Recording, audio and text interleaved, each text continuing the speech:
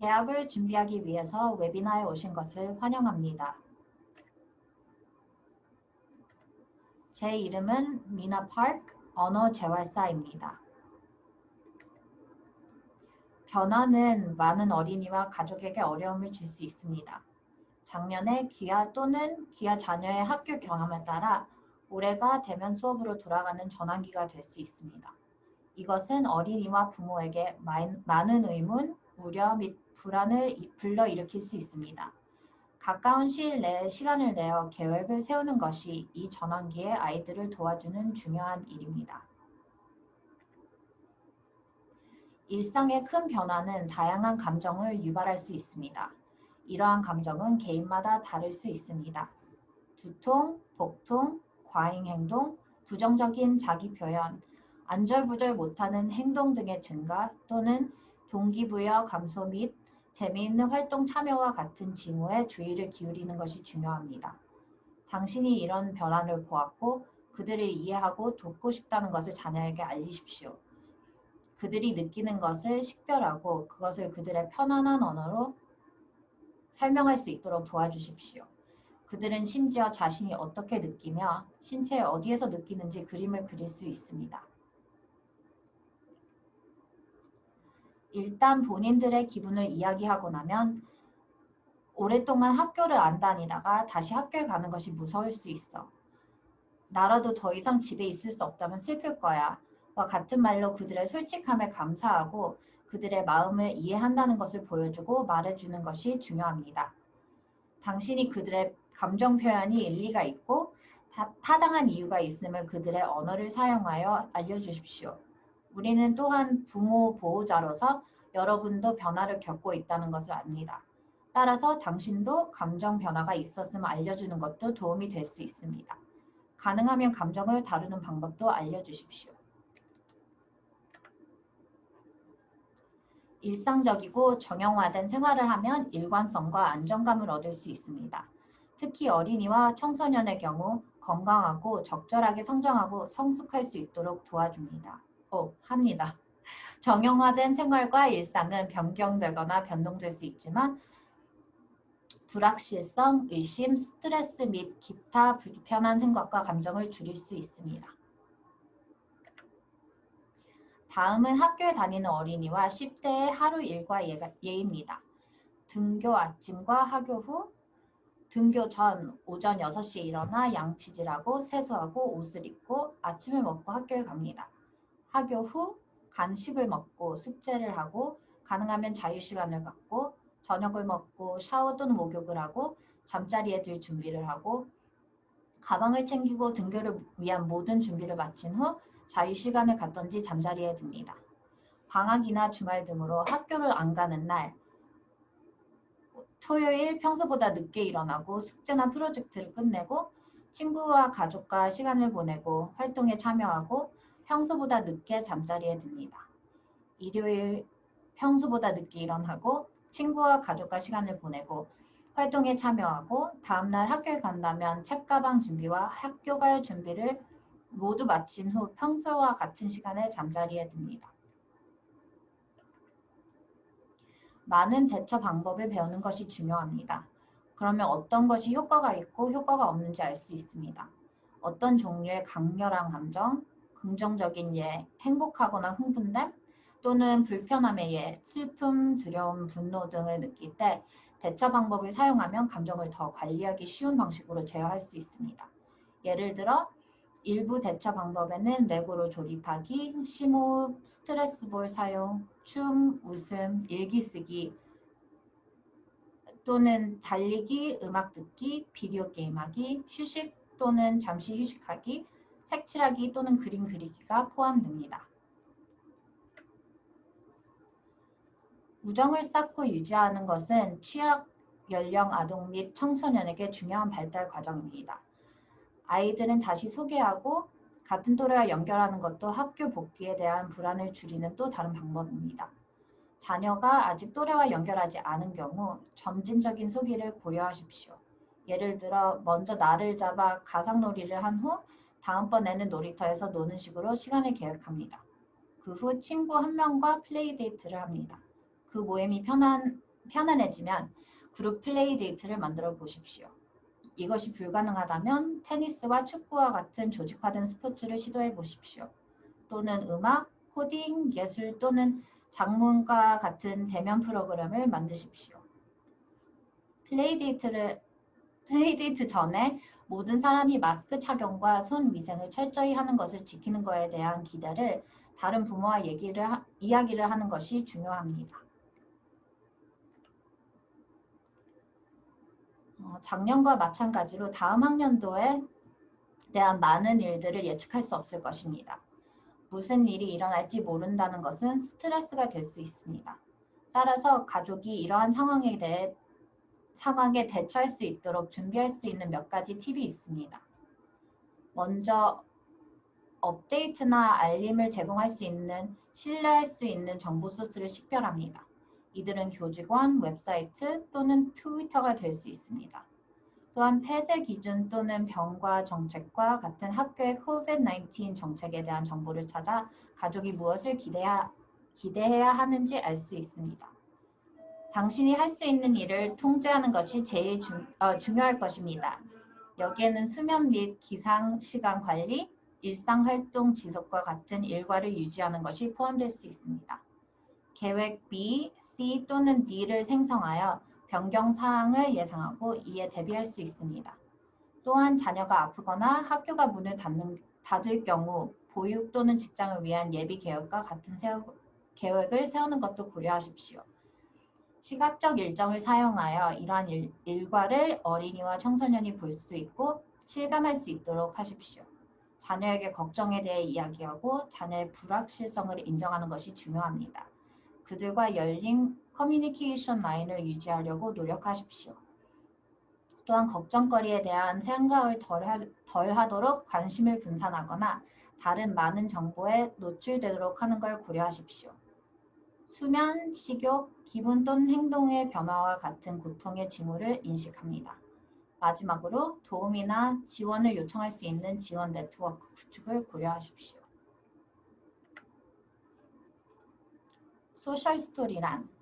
소셜 스토리는 지침을 제공하고 다양한 유형의 사회적 상황과 대응 방법을 설명하는 데 사용할 수 있는 훌륭한 도구입니다. 이야기는 개인, 어린이의 경험이나 사건이나 상황에 대해 반응을 바탕으로 다양한 목적으로 작성됩니다. 이것이 행동을 바꾸는 데 쓰이기보다는 특정 환경에서 개인에게 사회적으로 기대되는 것을 설명합니다. 소셜 스토리를 작성하는 방법. 먼저 자녀가 적절한 행동을 이해하거나 나타내는 데 어려움을 겪는 상황을 파악하는 것으로 시작하십시오. 소셜 스토리는 일반적으로 아동의 관점에서 1인칭으로 작성됩니다. 긍정적이고 안심시키는 언어를 사용하여 누가 무엇을 언제 어디서 왜 상황 및 또는 목표 행동에 대해 대답합니다. 사진과 같은 시각적 지원은 자녀의 학교, 교실, 통학버스 등의 사진과 같이 이야기에 의미를 부여하는 데 도움됩니다. 책을 만들어 자녀와 함께 여러 번 읽는 것이 가장 좋습니다. 소셜 스토리와 예시를 작성하는 방법에 대한 자세한 내용은 소셜 스토리를 구글하면 많은 예시와 스토리를 찾을 수 있습니다. 자녀가 개학하여 대면 수업을 받게 되는 변화에 쉽게 적응할 수 있도록 돕기 위해 다음을 시도해 볼 수 있습니다. 통학 연습. 아이가 걸어서 통학하면 함께 가는 연습을 하고 아이가 스스로 갈 수 있으면 다른 날 혼자 가게 합니다. 학교 방문. 학교에 전화하여 방문할 수 있는지 문의하십시오. 할 수 없다면 최소한 학교 외부를 방문하여 자녀가 출입할 곳, 휴게소가 어디인지 등을 알려주십시오. DOE 통학버스 교통편을 이용하는 어린이의 경우 DOE 통학부에 연락하여 자녀가 통학버스를 타고 등하교하는 연습을 하도록 시간 약속을 하세요. 어린이 및 성인은 전자기기에 상당한 시간을 할애합니다. 연구에 따르면 8에서 12세 어린이는 하루 평균 거의 5시간을 화면에서 보내는 반면 10대는 하루 평균 7시간 이상을 보냅니다.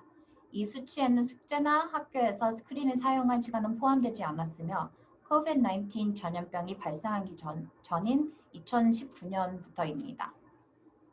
스크린은 우리 주변 어디에나 있습니다. 정보, 엔터테인먼트, 교육을 제공하는 동시에 전자기기를 사용하는 시간과 사용하지 않는 시간 사이의 균형이 잘 맞아야 합니다. COVID-19 대유행 동안 많은 사람들이 하루에 몇 시간씩 스크린을 보며 보냈습니다. 많은 어린이들에게 학교는 스크린에서 이루어졌습니다. 숙제도 스크린에서 이루어졌습니다. 사회적 상호작용은 스크린에서 이루어졌습니다. 영화, 텔레비전, 시청 또는 비디오 게임과 같은 오락이 스크린에서 이루어졌습니다. 가족이 대면 수업으로의 전환을 시작함에 따라 스크린 시간을 제한하기 시작하는 것이 매우 중요합니다. 기기 사용 시간 제한을 시작하기 위해 몇 가지 팁은 다음과 같습니다. 건전한 전자기기 사용에 본보기 되기, 전자기기를 안 쓰는 구역 또는 하루 중 기기 사용 시간을 제한하도록 타이머 설정, 대체 활동 제공, 기기 시용 시간을 점진적으로 줄일 계획 세우기. 수면은 아이들의 성공적인 학교 생활에 필수적입니다. 부모가 취침 시간 일정을 설정한 어린이와 청소년은 충분한 수면을 취할 가능성이 더 큽니다. 아이에게 필요한 수면 시간은 미취학 아동 3에서 5세 10에서 13시간 사이, 취학 연령 아동 6에서 13세 10시간에서 11시간 수면, 10대 14살부터 17살은 8시간에서 10시간의 수면이 필요합니다. 새로운 수면 일정에 적응하는 것이 일부 어린이에게는 어렵다는 것을 기억하십시오. 인내심을 갖고 기다려 주십시오. 수면과 좋은 수면 습관의 중요성에 대해 나이가 더 많은 어린이와 청소년에게 이야기하십시오.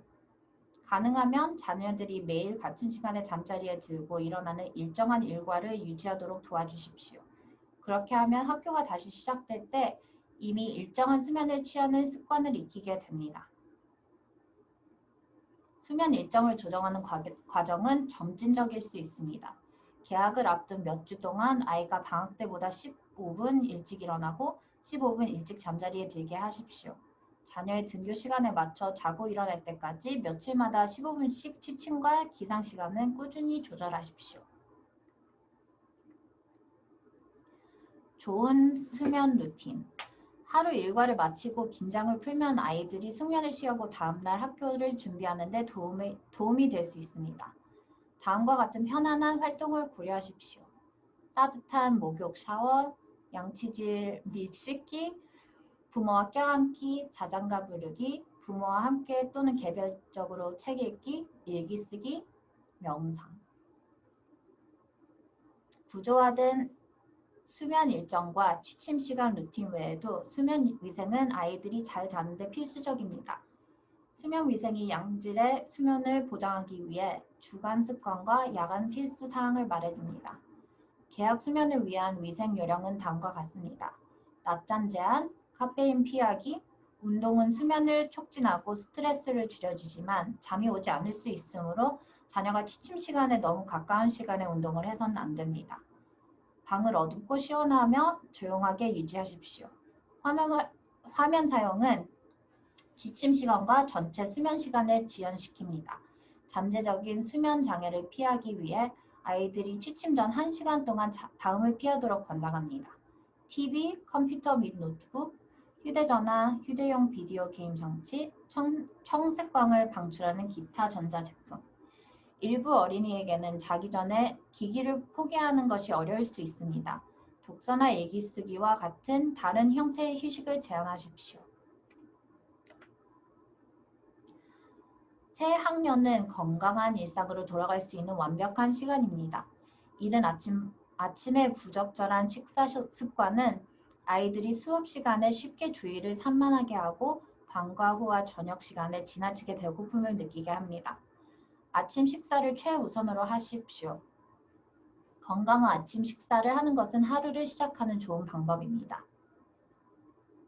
자녀가 학교에 가기 전에 충분히 식사를 하도록 격려하려면 자녀와 함께 앉아 식사를 하십시오. 아침을 함께 먹는 행위는 아침 식사가 중요하다는 것을 보여줍니다. 급한 아침 일과로 인해 아침 식사를 위해 앉지 못한다면 식사 시간을 10에서 15분 더 확보하십시오. 아침에 준비하는 시간을 절약하기 위해 전날 밤에 내일 아침 식사를 계획하십시오.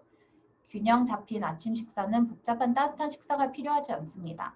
섬유질과 단백질이 높고 설탕이 적은 식품을 포함합니다. 몇 가지 예는 다음과 같습니다. 저지방 우유, 영양가 있는 점심 먹기. 자녀가 학교에서 어떻게 식사하는지 물어보고 학교에서 제공하는 음식 선택에 자녀가 관심이 없다면 건강한 도시락을 싸십시오. 아침에 바쁘다면 전날 밤에 도시락을 싸두십시오. 건강한 점심을 준비할 때 자녀를 포함시키십시오. 주스 대신 사과와 같은 전체 과일을 포함하십시오. 아기 당근이나 샐러리와 같은 채소를 포함시키십시오. 섬유질과 포만감을 증가시키기 위해 샌드위치용 통곡물빵이나 통곡물 크래커를 선택하십시오. 아이가 가당 음료 대신 물을 더 많이 마시도록 물을 준비하십시오. 많은 학교에서 자격이 되는 학생들에게 무료 또는 할인된 점심을 제공합니다. 방과 후 간식. 방과 후에 영양가 있는 간식을 준비하십시오. 과일, 야채, 요구르트와 같이 배는 고프지만 너무 고프지 않게 저녁 식사에 도움이 되는 적당한 크기의 간식을 찾으십시오. 간식은 저녁 식사에 대한 식욕을 해치지 않으면서 배고픔을 만족시킬 만큼 충분해야 합니다. 저녁 식사 시간을 내십시오. 가능하면 저녁 식사를 위해 가족과 함께 하십시오. 방과 후 시간이 활동으로 바쁘다면 주말에 식사를 준비하여 시간을 절약하십시오. 빠르고 건강한 저녁 식사를 위해 음식을 얼렸다가 다시 데우십시오. 과식을 피하기 위해 텔레비전 앞에서 식사와 간식을 먹지 마십시오. 새로운 음식에 대한 수용도를 높일 수 있도록 자녀와 함께 식사를 준비하십시오.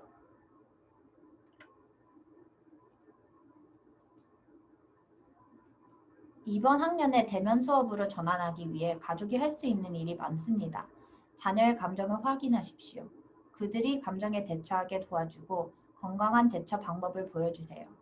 전환을 위해 미리 계획하십시오. 야외 플레이 날짜를 계획하십시오. 자녀를 학교에 데려가십시오. 가을에 학교가 어떤 모습일지 이야기를 쓰고 그림을 그립니다. 일정에 맞춰 생활하세요. 자녀가 매일 밤 충분한 수면을 취하고 건강한 식사를 하고 있는지 확인하십시오. 인내심을 갖고 짧은 시간 내에 어떤 변화를 기대하지 마십시오. 모든 일이 계획대로 되지 않더라도 여유를 갖고 자신에게 관대하세요. 그리고 남은 여름 잘 보내시길 바랍니다.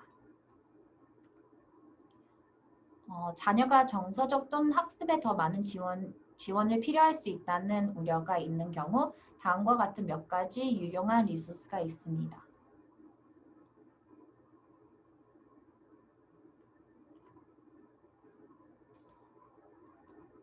감사합니다.